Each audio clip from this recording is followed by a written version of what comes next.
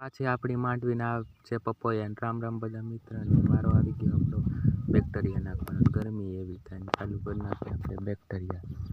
એ આપણે અટાણે ચાલુ જ છે.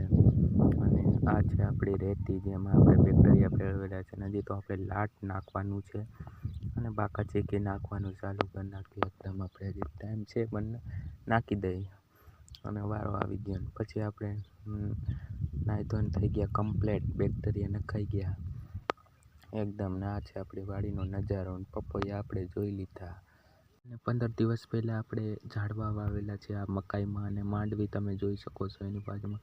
અને આપણા ઝાડવા છે હજી મોટા આપણે નથી થયા, અટાણે જ વાવેલા છે. અને બીજા તો આપણે શું બતાવીએ. અને આ છે આપણી માંડવી અને આ વાડીનો નજારો. અને આપણે નીકળી ગયા પાછા જોઈને. અને આ છે આપણે બેક્ટેરિયાની દવા. અને મળીએ નેક્સ્ટ મિની બ્લોગમાં.